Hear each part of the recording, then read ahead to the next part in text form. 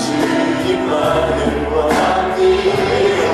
채워주소서 채워주소서 주의 사랑을 진정한 찬양 드릴 수 있고 목마른 나의 영혼 주를 부르니 나의 영혼 주를 나의 맘만 주소서 주님만을 원합니다.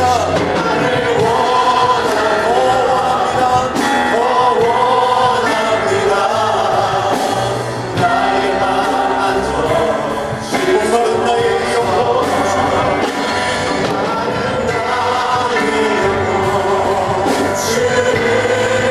나의 맘만 주소서. 우리가 오늘 이 자리에 있는 것은 우리 영혼의 목마름을 채우실 분이 오직 이 땅에 우리 주님밖에 없기 때문입니다. 이 시간 우리 주님만을 원합니다. 주님이면 충분합니다. 이렇게 고백하며 나아갈 때 우리를 채우시되 흘러 넘치도록 채우시는 주님의 은혜가 가득할 줄로 믿습니다. 우리들의 모든 목마름을 오직 복음으로 오직 말씀으로 채워 주시옵소서. 예수님의 이름으로 기도드립니다.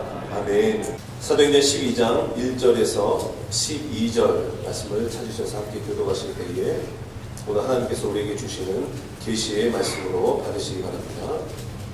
제가 먼저 1절을 공독합니다.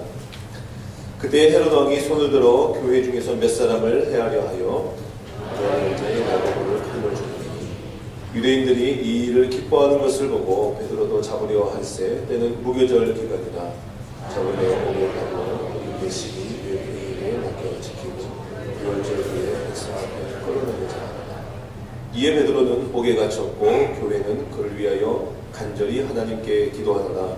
열심히 전하려고 하는 그 전날 베드로가 한국인 통해서 그 쇠사슬에 모여 차리되 바수들이 문 밖에서 지키더니 호련히 주의 사자가 나타나매 옥중에 광채가 빛나며 또 베드로의 옆구리를 쳐깨워 이르되 급히 일어나라 하니 쇠사슬이 그 손에서 벗어지더라.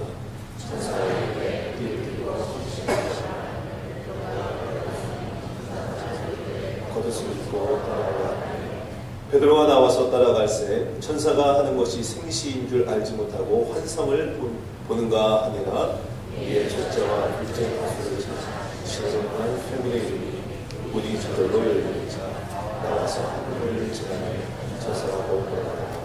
이에 베드로가 정신이 들어 이르되 내가 이제야 참으로 주께서 그의 천사를 보내어 나를 헤롯의 손과 유대 백성의 모든 기대에서 벗어나게 하신 줄 알겠노라 하여 깨닫고 마가라 하는 요한의 어머니 마리아를 지내더니 여러 사람이 거기에 모여 기도하고 있더라. 아멘.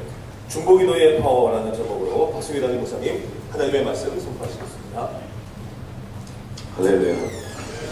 여러분 기도의 역사를 여러분들이 늘 체험하고 살아가는 귀한 인생이 되시길 주님의 이름으로 간절히 소원합니다. 우리들이 어떤 기도를 한다는 것은 어려움이 이렇게 생겼을 때 기도하기 쉬운데요. 여기서 중요한 사실 중에 하나는 많은 사람들이 어려움을 극복하고 이겨내는 것이 아니라 그냥 어려움에 파묻혀서 죽어버린다는 사실이에요. 그렇기 때문에 우리들이 어떤 어려움이 닥쳤을 때 그 문제를 어떻게 해결하고 어떻게 극복하고 어떻게 이겨나가는 게 대단히 중요합니다. 초대교회에 복음의 놀라운 역사가 있었고 그 복음이 전파되는 과정 속에서 필연적으로 다가오는 한 단어가 환난과 핍박이라는 단어입니다. 그런데 그 환난과 핍박이 적당히 오다 끝이 나면 참 좋은데 이 환난과 핍박이 이제 도를 더하여서 계속해서 우리들의 삶 속에 다가왔을 때 어떻게 그 환난과 핍박과 대적하고 끊임없이 다가오는 환난과 핍박을 넘어서 주님의 영광을 맛보고 나아갈 수 있느냐는 문제를 지금 우리들에게 보여주는 모습을 볼 수 있습니다. 그 내용 중에 하나가 뭐냐면 오늘 본문 가운데 보면 그때 헤롯 왕이 손을 들어 교회 중 몇 사람을 해하려 하여 요한의 형제 야고보를 칼로 죽였다는 것이죠. 여기 요한의 형제 야고보는 예수님의 사도 중에 한 사람입니다.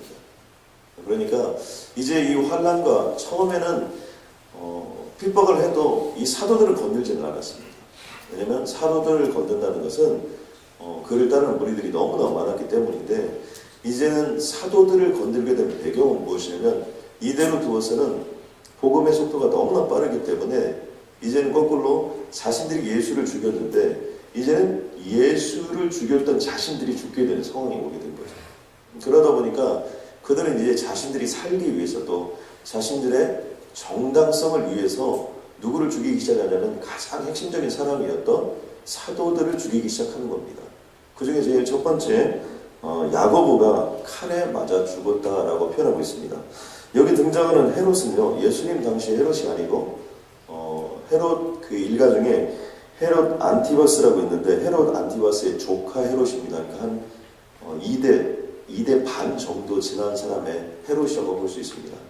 신약 성경에 헤롯이 여러 사람이 나옵니다. 그런데 그 헤롯이 다 같은 헤롯이 아니고 그 헤롯 중에 헤롯 안티바스의 어떤 조카 정도에 해당되는 사람인데 이 사람이 사람을 많이 죽였습니다. 이 사람이 죽인 사람들 중에 이렇게 보면 실질적으로 오늘 야고보를 죽이고요. 또 그리고 당시의 사도들, 또 그리고 많은 제자들을 죽이게 됩니다. 12명의 제자들의 삶을 이렇게 전체적으로 이렇게 조명해 본다면 안드레 같은 경우도 십자가에 거꾸로 십자가에 못 박혀 죽었다라고 나중에 표현하고 있고요. 오늘 본문 속에는 그런 일이 나타나지 않지만 사도 베드로 같은 경우도 십자가에 거꾸로 못 박혀서 순교했다 이렇게 나오고 오늘 본문에 등장하는 것처럼 야고보도 칼에 맞아 죽고 또 그리고 사도 바울 같은 경우도 목베임을 당하여 죽었다라고 이렇게 표현하고 있고요. 스데반 같은 경우는 돌에 맞아 죽었다. 또 어떤 사람은 성에서 던져서 산채로 떨어져 죽었다. 이런 표현들이 많이 이렇게 등장하고 있는 것들을 볼 수 있습니다. 중요한 것은 오늘 주님께서 우리에게 조명하고자 하는 내용이 있다는 것이죠. 그것은 뭐냐면 이런 환난이나 핍박이나 어려움들이 왔었을 때 어떻게 해야 되느냐는 거죠. 그 중에 하나가 뭐냐면 중보 기도의 파워입니다. 이런 일들이 생겼을 때 교회라는 단어가 등장하면서 교회가 했던 일들에 대해서 우리에게 본문의 말씀이 전해주고 있는데 그것은 뭐냐면 교회가 함께 모여 기도했다는 것입니다. 오늘 본문 12절 마지막에도 보면 그들이 베드로의 모습을 보고 산호하며 함께 기도하고 있었던 그런 상황들 속에서 모든 일들이 나타났고요. 또 그리고 베드로는 이러한 모습들을 이렇게 보면서 어떤 모습이냐면 환상과 계시 속에 이런 것들이 오다 보니까 베드로는 이게 생시인 줄 몰랐다는 거야. 이게 환상과 계시에 이런 일이 일어나는가 보다 그랬는데 어느 한 순간 보니까 자기가 감옥 밖으로 나와 있고 모든 사람 밖으로 나와 있는 모습을 우리는 볼 수 있습니다. 조금 자세히 보면 유대인들이 이 일을 기뻐하는 것을 보고 베드로도 잡으려 했을 때는 무교절이라는 단어가 나오는데 이 악한 자들은 계속해서 더 악해지는 경향이 있습니다. 그러니까 이게 환난과 핍박을 던져주는 자들이 우리가 생각할 때는 어떻게 공산주의자들이 막 사람을 숙청할 때 그렇게 무자비하게 숙청할 수 있는가? 또 그리고 아우슈비츠 이렇게 포로 수용소 같은 데 보면 많은 사람들이 이렇게 죽는데요. 그 죽이는 사람들이 어떻게 그렇게 악할 수가 있을까? 저는 BBC에서 방송했던 아우슈비츠 포로 수용소라는 다큐멘터리를 본 적이 있는데 그냥 그게 일상이 되는 거예요. 사람 죽이는 일이 일상이 돼요. 너무나 사람을 많이 죽여가지고 더 이상 시체를 파묻을 곳이 없어요. 그 정도가 돼도 나중에 가면 아무렇지도 않다는 거예요. 그런 모습들을 보면요. 이 사람이 정말 사탄이 존재한다, 악이 존재한다 이것을 우리는 느낄 수밖에 없는 거예요. 오늘 본문 속에서도 보니까 칼로 야고보를 죽이고 이 일을 모든 사람들이 기뻐했다는 거예요. 이제 그러니까 그 당시에 가장 그래도 영권과 파워가 있었던 사람 중에 한 사람이 사도 베드로인데 그렇다면 우리가 사도 베드로도 잡아 죽이자 이렇게 상의가 된 것입니다. 그래서 사도 베드로를 사람들을 보내어서 또 그리고 군사들을 보내어서 잡아 죽이기로 작정을 하고 사도 베드로를 감옥에다 가둬놓았습니다. 바로 그때 나타난 현상들인데요. 이에 베드로가 옥에 갇혔고 교회는 그를 위하여 간절히 하나님께 기도했다는 거예요. 여기서 중요한 단어가 뭐냐면 간절히 기도했다는 것은 긴급 기도예요. 우리가 이머전시 어떤 상황이 있었을 때 정말 하나님 이 문제를 해결해 주시고 하나님 이 문제를 역사해 달라고 베드로 또한 감옥에 갇히면서도 기도했겠지만 더 중요했던 것은 그와 함께 했던 사람들이 중요하다는 거예요. 우리가 여기서 알 수 있는 중요한 메시지 중에 하나는 뭐냐면 함께 기도할 사람들이 있느냐 없느냐는 대단히 중요한 문제입니다. 베드로는 옥에 갇히고 끝난 것이 아니라 베드로를 위하여 함께 기도하는 무리와 사람들이 있었다는 사실입니다. 그런데 거기에 신비한 현상 중에 하나가 나타났는데 그것이 무엇이냐면 실질적으로 호련히 주의 사자가 곁에 서매 옥중에 광채가 일어나게 되었다는 것이죠. 여기서 중요한 단어 중에 하나가 뭐냐면 호련이라는 단어입니다. 이 단어를 보면 사도행전 2장 1절에 봤던 오순절날이 이미 이름에 호련히 하늘로부터 급하고 강한 바람 같은 소리가 있어요. 이것은 뭡니까? 하나님의 주권적인 때는 반드시 임한다. 하나님이 역사하는 순간은 반드시 온다는 겁니다. 그러므로 우리가 기도를 하거나 주님께 내 삶을 올려드리거나 또 그리고 하나님께 기대와 소망을 가지고 매일매일 삶을 살아나가거나 또 우리가 133을 가지고 주님의 이름으로 전진하거나 이 과정 속에서 반드시 불락도 있고 어려움도 있고 힘든 것도 있고 고통스러운 것들이 있을 수 있습니다. 근데 중요한 건 뭡니까? 하나님의 때가 반드시 임한다는 사실입니다. 여러분 아멘입니까? 저는 오늘 이 시간에 하나님의 때가 임하는 귀하고 놀라운 역사가 있길 주님의 이름으로 간절히 소원합니다. 이 내용 속에 보면 구체적으로 그런 내용이 나와요. 천사가 와서 급히 일어나라. 그리고 쇠사슬이 그 손에서 벗겨지는 것들을 봅니다. 그리고 다시 한번 띠를 띠고 신들매를 붙잡고 또 그리고 겉옷을 따라 입고 그리고 천사를 따라서 나아가는 장면들이 여기에 등장합니다. 그래서 저는 이 말씀 속에서 중요한 단어 중에 하나가 이 단어라고 생각합니다. 문이 저절로 열리는지라. 여러분 아멘입니까? 저는 우리들이 기도할 때 어느 한순간이 오면요 도저히 내가 할 수 없었던 일들인데 옥문이 저절로 열려지는 것처럼 우리 인생의 문, 삶의 문이 열려지는 날들이 반드시 오게 된다는 것입니다. 그렇기 때문에 우리가 기도할 때 혼자 기도하지 마시고 함께 기도하는 것이 참 중요합니다. 12절 마지막에도 보니까 이렇게 말씀합니다. 여러 사람이 거기에 모여 기도하고 있더라. 그래서 이 기도했던 대목들은 다 어떤 대목이냐면요. 지금 베드로가 옥에 갇혀서 그 밤에 계속해서 기도하고 있고 또 그리고 거기에 모였던 사람들이 기도하고 있었을 때 그 밤에 사도 베드로에게 천사는 나타났고 모든 것들이 열려지는 역사가 그곳에 함께하였다는 것입니다. 저는 이 오늘 본문의 말씀을 통해서 우리들이 꼭 붙잡고 가야 될 메시지 중에 하나는 뭐냐면 우리가 역경과 갈등이 있는데 이런 역경과 갈등을 우리가 극복하고 이겨내야 되지 역경과 갈등의 희생자가 되어서는 안 된다는 것입니다. 이 성경 속에 보면 엘리야라는 인물이 영적으로 정말 대단한 인물입니다.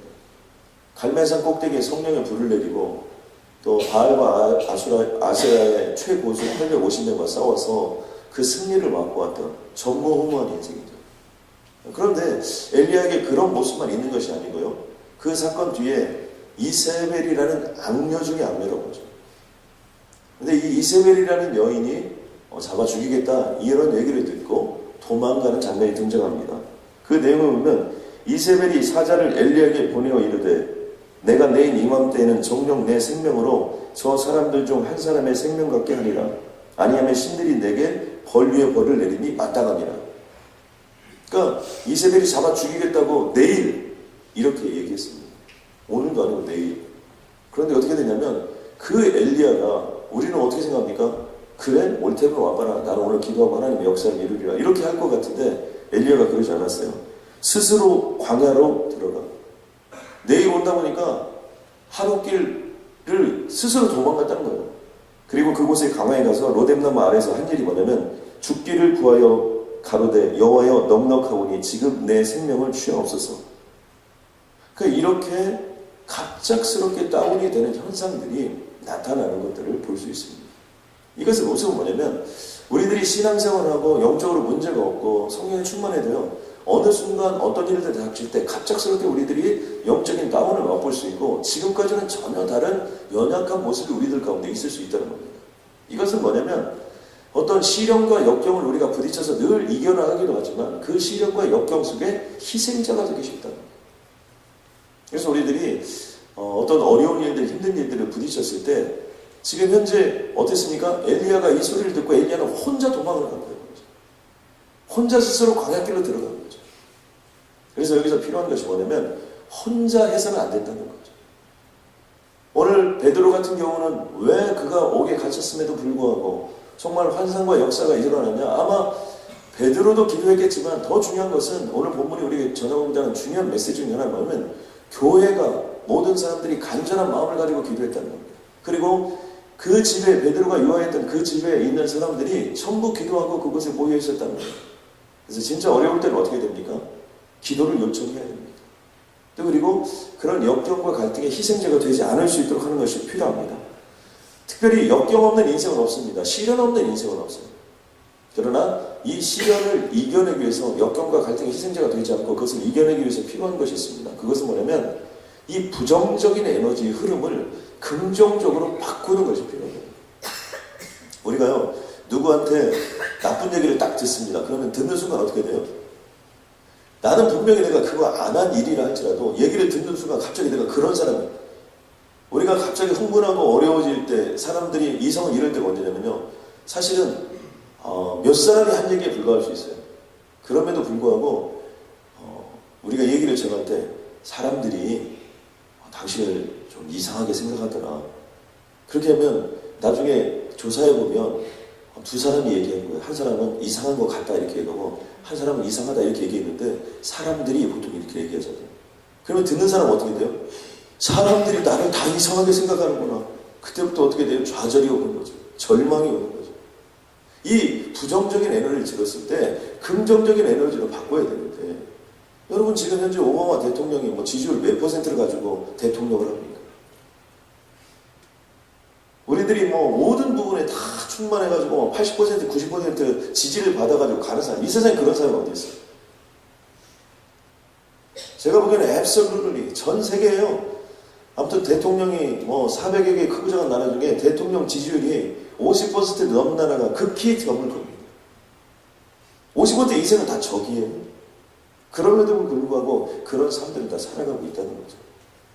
그러므로 우리가 여기서 알 수 있는 건 뭐냐면 부정적인 에너지를 긍정적으로 바꿔가는 것이 필요한데 무엇으로 바꾸냐는 거예요. 오늘 본문의 말씀 통해서 무엇으로 우리를 바꾸는 겁니까? 함께 기도함으로 바꾸십니다. 여러분 아멘입니까? 우리가 여기서 함께 새벽마다 깨우고 기도하고 오늘은 또 이런 설교를 하려고 하는데 우리 홀리웨이브 그룹에서 오늘 찬양을 이렇게 올라왔어요. 전에부터 언젠가는 올라오겠다 그래서 주님 오시기 전에는 올라와라 이렇게 제가 부탁을 드렸는데 주님 오시기 전에 드디어 올라왔습니다. 여러분 아멘입니까? 시작이 새로운 역사를 만들어내는 겁니다. 우리 홀리웨이브 위에 감사와 영광을 한번 올려드리도록 하겠습니다. 또 한 가지는 뭐냐면 악한 자를 대적하지 말고 기도하라는 거예요. 성경은 우리에게 이렇게 표현합니다. 마태복음 5장에 보니까 눈은 눈으로 이는 이로 갚으라 하였다는 것을 너희가 들었으나 그러지 말라는 거예요. 우리가 우리를 해하려 하는 자들, 우리에게 악하게 하는 자들, 이런 자들에 대해서요, 이는 이로 눈은 눈으로 이렇게 갚기 시작하면 원수 갚는 것이 우리에게 있다고 생각하기 쉬운데 주님은 우리에게 이렇게 얘기하십니다. 누가 내 오른밤을 치거든 왼밤도 대라는 거예요. 이거 만만치 않습니다. 안 맞아봐서 그렇지 우리가. 이렇게 딱 맞아보면 누가 내 오른밤을 쳤는데 왼밤을 갖다 대요? 이거 정말 이거 안 맞아봐서 그렇지 정말 한번 딱 맞아보면 분위기 그렇게 안 될 것 같아요. 또 송사야 속옷을 가지고자 하는 자에게는 겉옷까지 내어주라 이렇게 얘기합니다. 그 얘기는 뭡니까? 너희 원수를 사랑하며 너희를 핍박하는 자를 위하여 기도하라는 거예요. 그러니까 우리들이요 어떤 어려움이 닥쳤습니다. 누군가 나를 뭐 비방하기도 하고요, 문제가 발생하기도 하고요, 이런 고통스러운 삶이 있기도 하고요. 살다 보니 내가 원수 맺으려고 하지 않았는데 원수가 맺어지기도 하고요. 또 그리고 그 원수들이 무리를 지어서 나를 공격하기도 하고요. 충분히 그런 일이 있을 수 있죠. 근데 중요한 것은 뭐냐면 이런 일들이 발생했을 때 기도하라는 겁니다. 저는 여기 있는 모든 분들이 어려움이 있을 때마다 기도하는 역사가 있기를 주님의 이름으로 간절히 소원합니다. 존 웨슬리가 한 유명한 말 중에 이런 얘기 있습니다. 죄를 제외하고, 그러니까 죄 빼놓고 하나님 외에는 나는 하나님이면 충분하다. 이런 사람이 나에게 100명만 있다면 나는 전 세계를 복음화시키기를 말겠다. 그러니까 죄하고는 완전히 거리가 있는 사람 중에 나는 정말 주님이면 충분하다. 그리고 함께 기도할 수 있는 사람 100명만 있다면 나는 이 세상을 정말 하나님의 영광의 어떤 그런 역사로 복음 전파의 완성을 이루고 말 수 있다. 이렇게 얘기했어요. 그 얘기는 뭡니까? 기도하는 자가 그만큼 소중하다는 겁니다. 그리고 함께 기도하는 사람이 있는 것이 그만큼 소중하다는 것이요. 찰스 피니가요. 10,000명이 거주하던 도시에서 1년에 1,000명씩 예수를 믿었습니다. 그러니까 나중에 가서는 온 도시가 거의 다 예수 그리스도를 믿게 되는데 그 일이 일어나기 전까지 무슨 일이 있었냐? 기도했다는 거예요. 사람들이 모여서 기도했다는 거예요. 100년 전에 여기 아주사에서 유명한 부흥의 역사가 일어났습니다. 여러분 여기 아주사가 보통의 거리가 아닙니다. 세계 교회사에 보면 이 아주사의 부흥의 역사를 통해서 빌리그램의 역사가 계속해서 이어지는 미국의 영적 대각선의 역사가 시작되는데요. 그 아주사에서 일어났던 그런 불길 같고 폭발적인 그런 역사도 바로 몇 사람이 모여서 중보기도 하면서 이루어졌어요. 오늘 우리는 이렇게 생각합니다. 많은 사람들이 더 많이 모여서 더 많이 기도하면 얼마나 좋을까? 맞습니다. 그러나 기독교의 역사 속에서 그런 일들은 많지 않습니다. 대개는요, 정말 소수의 사람들이 모여서 기도하기 시작했어요. 오늘 사도 베드로를 위해서 기도했던 사람들도 엄청난 무리가 그 다음에 초대교회 그런 구원을 받은 모든 사람들이 모여서 기도했다는 것이 아니에요. 교회가, 당시는 교회는 다 셀처치였어요. 다 스몰그룹 다락방이었다고. 그러니까 사도 베드로가 속했던 그 다락방에서 사도 베드로에 들어간 모습을 보고 그들은 기도했고 밤새 기도했기 때문에 사도 베드로가 나와서 자신의 모습들을 보여주었을 때도 그들은 그곳에서 기도하고 있었다는, 기도하는 중이었다는 거예요. 그러므로 저는 여기 있는 한 분 한 분들이 너무나 중요하다고 주님의 이름으로 선포합니다. 그리고 또 한 가지는 뭐냐면 우리들이 이런 기도를 할 때 너무 중보기도 사역자를 멀리서 찾으려고 하지 말라는 겁니다. 우리가 함께 기도하기 전에 중보기도 이렇게 사역자들이 필요한데요. 그 중보기도 사역자들을 우리는 너무나 좋은 사람, 너무나 괜찮은 사람, 이런쪽으로 너무 구분하다가 중보기도 해주는 사람 한 사람도 없이 이 세상을 살아가기 쉬워요. 항상 우리 죄송하지만 다 같이 한번 따라서 합시다. 항상 가까이에 있다. 옆 사람 한번 쳐다보세요. 항상. 21세기 핵심적인 용어 중에 하나가 팀입니다. 오늘 팀이 나와서 오늘 이렇게 역사를 이뤘는데 팀이에요. 그러니까 혼자 하지 않고 함께 하는 것이 21세기 키워드예요. 그래서 구글 같은데 이런 데는 5명의 한 팀, 보통 5명에서 7명의 한 팀, 또 애플 같은 경우는 3사람이 한 팀, 이렇게 해서 팀을 이루어져 있습니다. 그리고 그 팀의 숫자가 많지 않아요. 소수들이 모여서 역사를 이루어가죠. 그렇기 때문에 우리들이 중보기도의 팀들을 가지고 있는 것은 너무나 좋아요. 그래서 여러분들이 예배 중보기도 팀도 있고요. 또 그 다음에 이제 선교가 시작되면 선교 중보기도 있고요. 또 전도가 시작되면 전도 중보기도 있고 여러 가지 팀들이, 기도하는 팀들이 생길 터인데 그곳이 어디든 여러분이 기도해서 가서 나아가는 것이고 여기 있는 모든 분들은 133 중보기도 팀인 줄로 믿습니다. 그러므로 이곳에서 우리가 교회를 위해서 동사저림센터도 위해서 기도하지만 모든 성도들을 위해서 기도하고 또 그리고 동부 지역을 위해서 기도하고 우리가 지금 세계를 품고 기도하고 있지 않습니까? 미국을 품고 기도하고 우리가 한국을 위해서 기도하고 전국구가 되게 달라고 전 세계적인 영적인 리더들이 되게 달라고 우리가 기도하고 나아가고 있는데 바로 이것을 통해서 하나님의 역사가 이루어지게 된다는 거예요. 역사적으로 봐도요. 세계를 통치했던 사람들에게는 반드시 혼자 한 경우가 없습니다. 혼자 영웅이 된 사람들은 없어요. 우리가 역사가 영웅만 기억하고 있기 때문이지 사실은 그 영웅이 있기까지 그 뒤에 얼마나 수없이 많은 사람들이 있는지 모릅니다.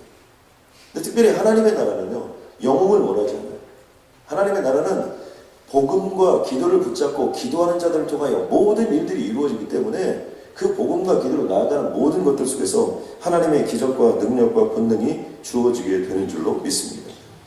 그러므로 우리가 중보기도 사역자를 잘 만나기 위해서 필요한 것 중에 하나가 내가 먼저 헌신적인 중보기도 사역자가 되는 거예요.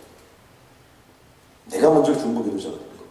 또 한 가지는 내가 먼저 신뢰할 수 있는 영적인 사람으로 자라가는 거죠. 그러면 자연스럽게 어떻게 되냐면 성령께서 그러한 사람들을 만나게 해주세요. 그리고 그 사람들과 함께 서로를 위하여 중보하고 기도하는 일들을 통해서 하나님의 역사가 이루어지게 된다는 것입니다. 저는 133으로 시작된 이 133 전체 중보기도 팀들이 어떤 역사가 이루어지게 되는지를 반드시 133이 맞춰지는 날 간증하게 되기를 주님의 이름으로 간절히 소원합니다. 저절로 옥문이 열려진 사실들에 대해서 우리가 사도행전 29장을 기록하고 또 그리고 사도행전 29장 역사를 계속해서 써가는 인물들이 될 줄로 믿습니다. 하나님의 나라는 겨자씨와 같고 하나님의 나라는 누룩과 같은 줄로 믿습니다. 소수의 사람들이 기도했을 때마다 하나님은 그 기도 소리를 들으시고 하나님의 역사를 일으켜 주셨습니다. 초대교회 그 다락방에서 그 스몰그룹에서 베드로를 위하여 기도했을 때 옥문이 저절로 열렸던 것입니다. 오늘 우리가 기도하고 나갔던 모든 일들에 옥문이 저절로 열려주는 귀한 역사로 함께하여 주옵소서. 강한 자의 팔에 임하여 주시어서 내가 너에게 상급을 주시며 보응을 주실 것이라고 말씀해 주셨는데 오늘이 그날이 되게 하여 주시옵고 우리는 기도만 했음에도 불구하고 옥문이 열려지고 화려히 하늘부터 천사가 나타나서 우리의 모든 삶을 장악하고 이끌어가는 기적같은 인생이 되게 하여 주옵소서. 오늘 이 하루 동안 그 간증의 역사를 허락하여 주시옵소서. 예수님의 이름으로 기도드렸습니다. 아멘.